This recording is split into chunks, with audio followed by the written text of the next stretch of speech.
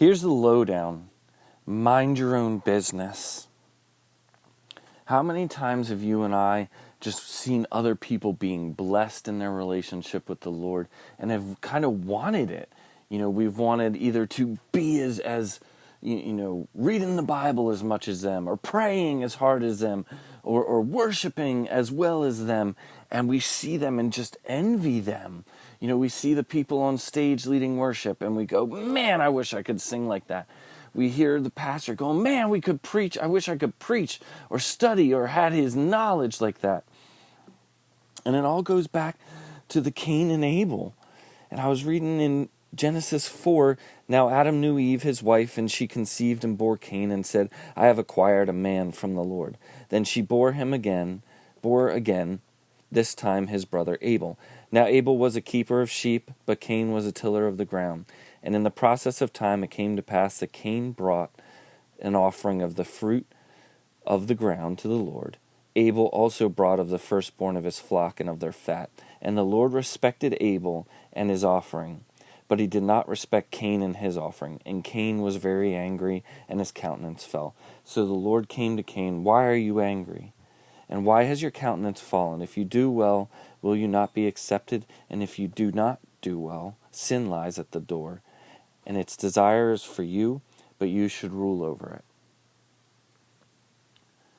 And then we know at the end, Cain kills Abel out of jealousy and anger.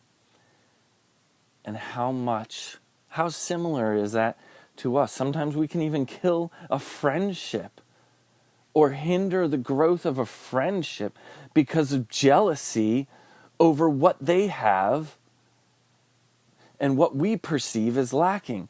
And so we think it's all Cain's fault, and it is. It's his choice. But we forget that God goes to Cain and doesn't outright reject his offering. He doesn't say nope and ignore him completely for all time. No, he sees that Cain is upset, and he goes and he explains to him what he can do to build this relationship with the Lord and to be able to bring things pleasing to the Lord. Because Cain wanted to please the Lord. If he didn't want to please the Lord, he wouldn't have brought up a sacrifice and an offering to the Lord. But he wanted to please the Lord. And so the Lord said, here is how you can better please me with what you have.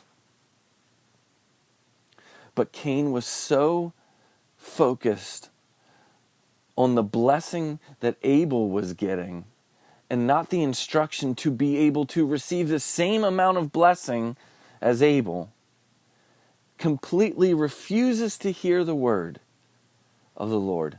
And how many of us are like that? I know I have been just so focused on wanting to be like somebody else, wanting to get deeper and know things more, and have missed or completely ignored the encouragement, the instruction, and the counsel of the Lord. And who's to say that you can't receive the blessing? Who's to say you aren't receiving blessing right now? They may receive blessing, but here is the Lord trying to personally instruct you and build you up and grow you. That is in and of itself just as much of a blessing for Cain as what Abel is getting. It's all about looking at yourself and seeing things for what they could be and truly are.